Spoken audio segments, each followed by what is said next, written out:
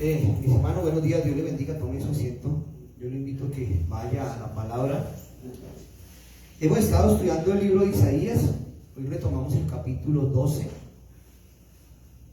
Démosle gracias a Dios por su palabra. Yo no sé si usted tenga un motivo para agradecerle a Dios, no sé qué está viviendo usted, que ha estado caminando en estos últimos tiempos, pero Dios aún se glorificará en esa adversidad. Precioso Dios, oramos para que la gente de las redes y los que puedan ver en su momento este video, tú obres en ellos. Te lo pedimos, Dios, es en el nombre de Jesús. Le decía por qué. Si tiene un motivo de darle gracias a Dios, el que sea, aún por la dificultad, darle gracias a Dios. En esos días hablaba con un hombre que estaba pasando por dificultades y me decía que tenía riesgo de tener un cáncer, porque eso le dictaminaban los médicos. Entonces yo le decía, ¿qué está viviendo? ¿Cómo está su vida? No porque de pronto usted esté en pecado, no porque de pronto usted esté en una situación incorrecta, Dios le esté castigando. Dios utiliza las circunstancias, como lo leíamos a través del capítulo 10 de Isaías, como Dios utiliza las circunstancias, y en este caso utilizó al pueblo de Asiria para llamar a disciplina al pueblo de Israel, y lo llama a disciplina para que el pueblo de Israel en ese momento, hace 2700 años, entraran en la presencia de Dios, pero para ellos era más fácil lo que estaban viviendo que agradar a Dios. Entonces podemos ver que nosotros, aún en estos tiempos, nos es más fácil ir a los estanques del mundo a buscar ¿qué? El placer que nos da el mundo, y no encontramos la presencia de Dios porque no estamos interesados en eso. Y yo le decía a este hombre, aproveche esta circunstancia de desespero, de angustia, porque si a una persona le dicen cáncer, lo primero que empieza es la muerte, sin importar la edad que tenga. Por ende viene algo negativo a su vida que lo lleva hacia la muerte, en vez de ver la muerte como algo positivo o algo bueno para el ser humano. Pero por causa de nuestro pecado es que le tenemos miedo a la muerte. Entonces por eso le decía, ¿qué motivo tiene usted para darle gracias a Dios?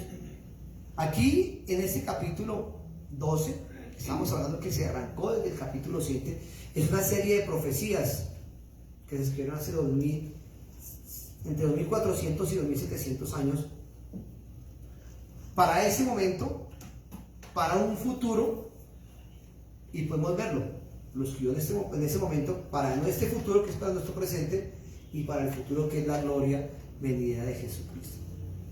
Y empieza con el juicio de Dios. Dios establece, como le decía en un principio, utilizó a Egipto y utilizó a Asiria para poner en disciplina y en aflicción al pueblo de Israel. El profeta Isaías empieza su ministerio en el reinado del rey Acaz, y el rey Acaz fue un rey muy malo, pero re malo, diferente a lo que fueron su papá y su abuelo.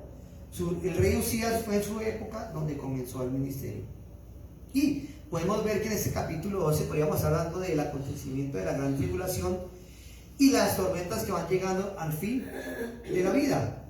Pero también vemos al pueblo de Israel alabando a Dios, exaltando a Dios, adorando y cantando a Dios en este capítulo. Y podíamos encontrar al pueblo de Israel de que estaría en el templo, pero no lo encontramos es en el muro de los lamentos. Hoy la gente va a Israel a gloriarse ante el muro de los lamentos, buscando una bendición en este presente, pero sabiendo que el muro de los lamentos usted lo puede encontrar en lo que está viviendo postrado a sus rodillas ante el altar del Señor. Y es una profecía que usted dirá, pero que tiene que ver en este momento para con nosotros, donde el pueblo de Israel no ha llegado o no ha sido libre de la cautividad. O sea, esta profecía todavía no ha llegado a su acontecimiento. En este momento Israel estaba alabando a Dios. Hace 2700 dice que es un cántico de acción de gracias. Y este capítulo 12 es como un salmo. Y es, como yo le decía a Carlos, este libro de Isaías, cada capítulo 1 lo va absorbiendo y le va mostrando a uno más, sin que diga la palabra Jesucristo, sin que diga la palabra Cristo, sin que diga la palabra Jesús, le muestra a la persona, a Jesús y a su reinado, y directamente nos muestra a Él. Es la alabanza de unos corazones redimidos a Dios por su salvación y su creación. La maldición de la tierra no ha sido removida por causa del pecado del ser humano, pero por la bondad y por la gracia de Dios estamos viviendo en estos momentos. Es difícil, y si hacemos memoria, en Génesis 3, 17 y 19 nos habla de por qué fue maldita la tierra. Dice: y al hombre le dijo, por cuanto obedeciste a la voz de tu mujer y comiste del árbol de que te mandé diciendo, no comerás de él, maldita será la tierra por tu causa. Con dolor comerás de ella todos los días de tu vida, espinos y cardos te producirá y comerás plantas del campo. Con el sudor de tu rostro comerás el pan hasta que vuelvas a la tierra, porque de ella fuiste tomado. Pues polvo eres y en polvo volverás. Hoy en día la naturaleza es como un animal gigante, tiene colmillos y tiene garras. Podemos ver cómo la naturaleza, a través de los terremotos, los tsunamis, los temblores, todo ese tipo de cosas, se llevan infinidad de personas por delante. Pero fue por causa del pecado de ¿quién? Del hombre, no por causa de la naturaleza. Pero llegará el momento, más adelante lo veremos, que la Biblia nos habla de que Dios cambiará eso. Los versículos de 1 al 3 nos habla y encontramos al Señor siendo alabado a causa de ¿qué? De la salvación. En versículos 4 al 6 tenemos la alabanza al Señor por sus obras en la creación, dos cosas diferentes. Y el versículo 1 empieza por las alabanzas al Señor por su salvación. Vamos a leer así el versículo 1 de este capítulo ese. Dice: en aquel día dirás, cantaré a ti, Señor, aunque te enojaste contra mí, tu indignación se apartó y me has consolado. Ahí me impactó mucho esa parte que dice, aunque te enojaste contra mí. ¿Por qué se enojaría Dios? Por causa del pecado. Todos vivíamos en pecado. En el libro de Job dice, vuélvete en la amistad con Dios y tendrás paz. En el libro de Santiago nos dice, la amistad con el mundo es enemistad con Dios. O sea, hay una enemistad. Pero aquí dice que por un tiempo te enojaste contra mí y tu indignación se apartó y me has consolado. Ahí viene la misericordia y la gracia de Dios. ¿Cómo encontramos esa expresión? En aquel día se identifica con el comienzo del periodo de la gran tribulación y continúa con la venida del reino de Cristo para establecerse aquí en la tierra. Y en este versículo expresa que el pecado o el pensamiento y el día empiezan es de noche. Para los judíos el día empezaba a las 6 de la tarde. Ahí estaba, era la noche que venía la gran tribulación. Dice, este pueblo ha pasado por noche terrible de la gran tribulación y entonces la luz ha llegado al mundo. ¿Cuál ha sido su tribulación? Estar apartado de Cristo. Volverse en amistad con Dios es donde expresa una ocasión para decir alabanza a Dios. Si usted que ha sido redimido del poder del enemigo, hoy puede decir gloria a Dios, donde usted no lo decía antes. Lo decíamos como muletilla, gloria a Dios por tal cosa, o aleluya a Dios por tal cosa, o santo, o la sangre de Cristo, lo expresábamos, y ay Dios mío, porque eran muletillas. Pero cuando una persona ha sido redimida del poder del enemigo, la alegría, ese aleluya sale de una manera diferente. Miren lo que dice el versículo 2. He aquí Dios es mi salvación, me aseguraré y no temeré, porque mi fortaleza y mi canción es el Señor, quien ha sido salvación para mí. Aquí no dice que Dios proveyó la salvación, sino que el mismo Dios es la salvación. La salvación es una persona y no un programa de una iglesia, no un ritual litúrgico, ni un ritual como tal. Es la persona misma de Dios, es el mismo Señor Jesucristo dando su vida para que nosotros seamos salvos. Y por eso la gente expresa esta alabanza. Mire lo que dice el versículo 3, que dice, sacaréis con gozo aguas de las fuentes de la salvación. Ya está hablando que ese gozo sale de adentro, de su interior.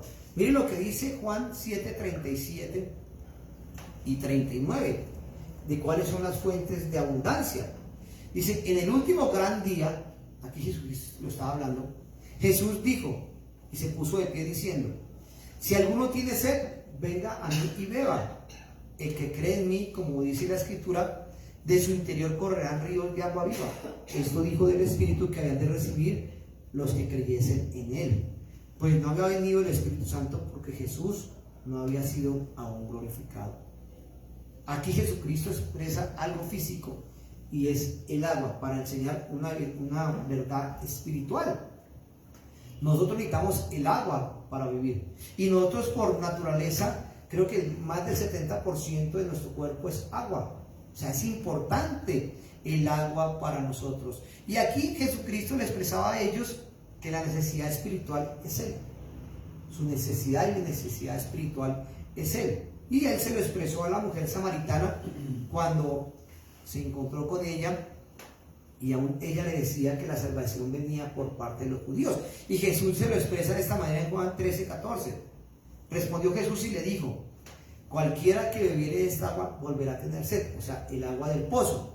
Y le dice, mas el que bebiere del agua que yo le daré no tendrá sed jamás, sino que el agua que yo le daré será una fuente de agua que salte para la vida eterna.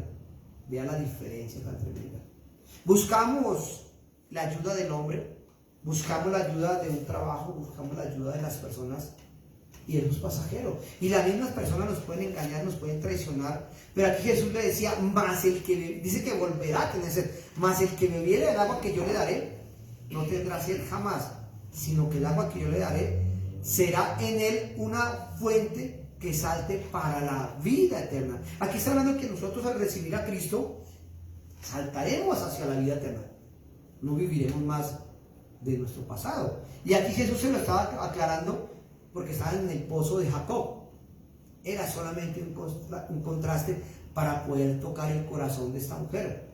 Porque si usted se acuerda, esta mujer buscaba su futuro en la prostitución, que era la que yo ejercía. Era una mujer adúltera. Dice, esto no es mi marido. Jesús le dijo, pues ve y llámalo, porque 5 maridos has tenido. Jesús conoce la condición de nosotros, la sed que estamos necesitando, el hambre que tenemos, el hambre y la sed de justicia, pero estamos buscando una satisfacción física y Jesús llega con una satisfacción ¿qué? Espiritual. ¿Cuántos, mis hermanos, a través del esfuerzo, del trabajo y de muchas cosas dejamos la presencia de Dios por buscar esa satisfacción personal que es pasajera? Mas esta mujer a la respuesta se dio cuenta que había llegado una vida diferente a su vida. Y por eso cuando va a Samaria, narra quién fue Jesús. Dice que a través del testimonio de ella, mucha gente en Samaria se convirtió a Cristo. Entonces tenemos que ver que Dios va a utilizar nuestra oración y en la oración de nosotros para que usted hoy se aferre al Señor y pueda tomar del agua viva. Hoy recibe la palabra cuando usted está leyendo en su devocional, cuando usted está estudiando la Biblia en su casa. Ahí recibe agua de vida que llega a su interior, de modo que esa agua se produzca internamente, porque dice que de su interior correrán ríos de agua viva. La palabra entra entre ustedes, se multiplica en su corazón, y no solamente es para usted, sino para que usted pueda llevar esa palabra a los demás. Esa alegría, pero es que usted hacía esto, pero es que usted hacía lo otro, usted era amargado, usted tal cosa. Oye, es que vive una alegría y vive un gozo diferente, porque la gente tarde o temprano va a ver el poder de Cristo en su vida.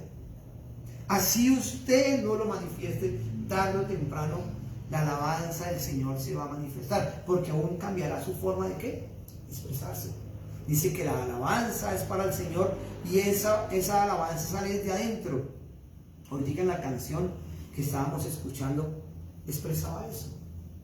¿De dónde nos sacó el Señor? ¿Y por qué se cantaba un cántico nuevo? Porque el Señor está dentro de nuestro corazón y esa palabra se multiplica para que podamos llevar y predicarle el mensaje a los demás. Miren lo que dice Isaías 58:11. Y serás, está hablando de usted y de mí, y serás como huerto de riego y como manantial de aguas cuyas aguas nunca faltarán. Juan 4:14 lo expresa de esta manera. mas al que bebiere del agua que yo daré no tendrá sed jamás, sino que del agua que yo le daré sea una fuente de agua que salte para la vida eterna. Dice que de su interior correrán ríos de agua viva. También dice la palabra, abre tu boca y yo te la llenaré. Por eso en el momento que podamos hablar con una persona que nos pregunte de Cristo, usted no se da cuenta ni qué habló, porque sale de su interior ¿qué? Ríos de agua viva. Y por esa persona dice, es que el día que yo hablé con usted, mi corazón sintió algo, mi corazón vivió algo, y usted ni se acuerda de lo que habló con esa persona, pero fue de su interior que el Espíritu Santo lo llevó a expresar para suplir la necesidad de esa persona. Usted sembró una semilla. Dice Jesús en el versículo 35, que era del Espíritu que habían de recibir los que creyesen en Él. Nosotros andábamos en el Espíritu de vida, mas no creíamos en el Espíritu Santo. Y por eso Él viene y nos da un poder que no es estéril ni inactivo. Y la persona que conoce a Jesús, a través de su palabra, tiene que motivarse y se mueve a llevar el mensaje. No va a ser el mismo, mi hermano. No vamos a ser el mismo en ninguna de las circunstancias, porque la Biblia dice que todo lo que hagamos, lo hagamos para el Señor. Y Él pone el querer como el hacer su voluntad en nuestro corazón.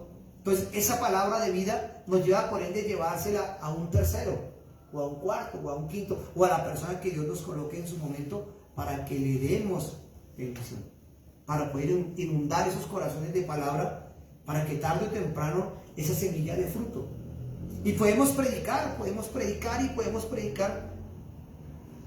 y la gente aún no puede venir a la iglesia. ¿Cuánta gente uno le predica a diario, Señor, y este por qué no viene, y este por qué no va, y este por qué tal cosa? Porque no es su tiempo.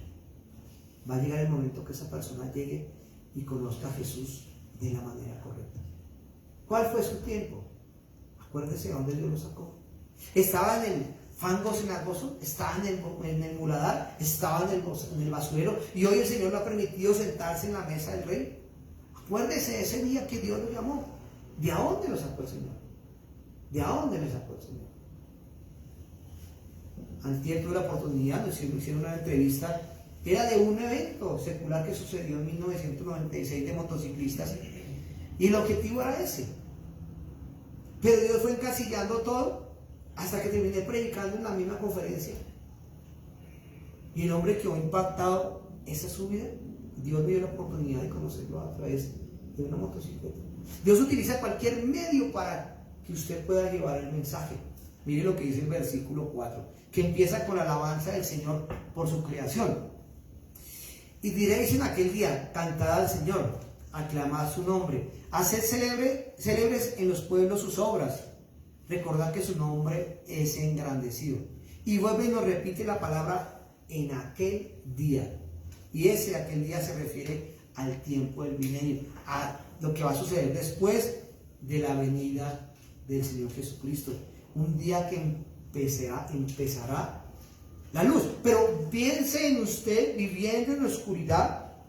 Decía en 1 de Pedro 9, dice, mas vosotros sois linaje real, nación santa, pueblo adquirido por Dios, que os sacó de las tinieblas a su luz admirable. ¿Dónde estamos? En tinieblas. Y aquí está hablando que vendrá esa luz en el día del Señor. El día que conoció usted a Jesucristo, ese fue el día del Señor para usted, que alumbró la luz de su corazón a través de su palabra. Como lo decía en un principio, para el pueblo de Israel en el tiempo antiguo, el día comenzaba al anochecer. Dice el Salmo 35 que nos lo expresa. Por la noche durará el lloro y a la mañana vendrá la alegría. ¿En qué noche de oscuridad andábamos nosotros, mis hermanos? Y Dios nos rescató de esa situación. Ya dice que el tiempo del milenio será mañana. Y la alegría y el tiempo de expresar la gratitud a Dios por la salvación. ¿Tiene usted motivo para agradecerle a Dios? ¿De dónde lo sacó? ¿Qué ha hecho con su vida hasta el día de hoy? ¿Por qué volver atrás? ¿Por qué retroceder? Si podemos ver que Dios está manifestando su gloria y su poder en nuestras vidas, y que aún que nos equivoquemos en la vida, Él dice que si confesamos nuestros pecados, Él es fiel y justo para perdonarnos y limpiarnos de toda maldad. Y aquí estas obras de Dios no incluye solamente la creación, sino todo lo que hace. Le decía que la referencia del milenio se refiere a la venida, a la segunda venida de Jesucristo, los 1000 años que Él gobernará. Ya cuando usted pueda leer más adelante en la Biblia, ¿qué es lo que va a suceder? Alguien me preguntaba qué día, algo en la Biblia me decía que cómo podía estar un niño jugando con una serpiente y la serpiente no lo mordería, y cómo estaba jugando el cordero con el león y no le sucedía. Ese era el paraíso. Los animales se alimentaban solamente del pasto y de las hierbas, pero por causa del pecado tocó toda la creación por la decisión de un hombre y una mujer. Y por eso es que nosotros como personas mayores tenemos que tener en cuenta qué y cómo estamos afectando a nuestros hijos en lo que hacemos. Mire lo que dice Apocalipsis 24, hablando de la segunda venida del Señor. Y vi tronos, esto lo está viendo el apóstol Juan, dice, y vi tronos y se sentaron sobre ellos los que recibieron la facultad de juzgar, y vi las almas de los decapitados por causa del testimonio de Dios, de los que no habían adorado a la bestia ni a su imagen, y que no recibieron la marca en sus frentes ni en sus manos, y vivieron y reinaron con Cristo 1000 años. Tarde o temprano, mis hermanos, aquí está hablando de personas que perdieron la vida, les quitaron la cabeza, fueron decapitados, pero nunca llegaron a Cristo. No se asemejaron ni recibieron la marca de la bestia. ¿Cuántas veces nosotros negamos a Jesucristo con las cosas que hacemos? Y dice la palabra, y diréis en aquel día del Señor, y diréis en aquel día, cantad al Señor, se refiere a lo que decía la canción ahorita, aleluya, júbilo y gratitud. Eso se refiere a aleluya. ¿De a dónde sale su cántico nuevo? ¿De dónde sale lo que usted expresa a Dios? No podemos estar diciendo Dios tal cosa por decirlo, para que la gente nos vea que somos los megacristianos. No, se tiene que reflejar en nuestros actos y en nuestras actitudes quiénes somos como creyentes, porque ya obró Jesucristo en nuestro corazón. Versículo 5 dice, cantad salmos al Señor, porque ha hecho cosas magníficas, se ha sabido esto por toda la tierra. Dice, cantad salmos porque ha hecho grandes cosas. ¿Qué ha hecho Dios con usted? Dice, y esto se ha sabido por su tierra. Decía este periodista, este profesor, decía, Henry, yo nunca pensé a tocar ese tema, pero eso me puso a pensar diferente en Dios. No pensaba de esa manera con Dios. Y el objetivo era solamente una entrevista, como le decía, de algo que sucedió en 1996. Él vio una entrevista que hicieron por una agencia de Estados Unidos, donde solamente marca un minuto sobre un evento que sucedió en ese año. Y el hombre está haciendo un trabajo hacia eso, y dijo, voy a agrandar o voy a expandir más sobre ese tema. Y me buscó por todos lados, y Dios puso la gracia, no me conocía, yo no lo conocía a él. Dijo, este es el personaje que lo necesito. Se tomó, de todas las fotografías que tenemos de esos años, tomó fotografías para armar un documental, no sé cómo lo iban a hacer. Pero aquí el mensaje fue que se habló de Cristo. Tenemos que expandir y que la tierra sepa lo que Dios ha hecho por nuestras vidas, de a dónde nos sacó. Dios ha hecho grandes cosas, y solamente, si usted lo ve, en el día de la creación, dice que al sexto día Dios vio que todas las cosas que eran buenas. Él ve todo lo bueno que está haciendo. Usted puede ver lo que Dios está haciendo en usted. Hay que darle esas gracias a Dios por esa salvación perfecta y por su creación. Aunque aún el pecado, mis hermanos, no deja ver la magnitud de lo que es la naturaleza. Podemos disfrutar de los paisajes, podemos disfrutar de todas las cosas, y la naturaleza es bonita, la cascada, los ríos. Pero podemos ver que en nuestras casas llegan los ratones, llegan los insectos, pero podemos disfrutar del el canto de los pájaros. Allí se nos muestra la belleza de la naturaleza. Aunque la tierra ha sido maldecida por causa del pecado, todavía sigue siendo maravillosa. Entonces, eso quiere decir que la tierra y la naturaleza no ha sido quitada la maldición en su totalidad. Ahí es donde está la misericordia de Dios. Tenemos que cantar a Dios siempre alabanza, mis hermanos, por lo que estamos haciendo. Miren que termina diciendo el Salmo, versículo 6. Regocíjate y canta, moradora de Sión, porque grande es en medio de ti el Santo de Israel. Regocíjese, mi hermano, mi hermana. Dios está dentro de usted. Dice, porque Él está en medio de ti. Dios humilló, mi hermano, para entrar a su corazón y al mío. Y es una programación de una exclamación de alegría de un alma que fue redimida, que fue rescatada del poder del enemigo, dice Salmo 102. Dice, díganos los redimidos de Jehová, los que redimió del poder del enemigo. Nosotros le pertenecíamos a Satanás y hacíamos las obras de Satanás, pero Dios, por misericordia, puso una mirada sobre nosotros y nos rescató de eso. ¿Cómo es su aleluya? ¿Cómo es su adoración a Dios? ¿Cómo le expresa en sus momentos de soledad? No en sus momentos de oración. Cuando está en su trabajo, cuando va en su transporte, cuando está en un parque, cuando está estudiando, cuando está haciendo cualquier cosa. ¿Cómo es ese tiempo de adoración hacia Dios? Nadie lo está viendo, pero Dios sí lo está viendo. Está alabando a Dios en todo lo que usted hace. El pueblo de Israel aún en esos días no cree en Jesús. Se dice que vendrá ese día donde ellos conocerán a Jesús.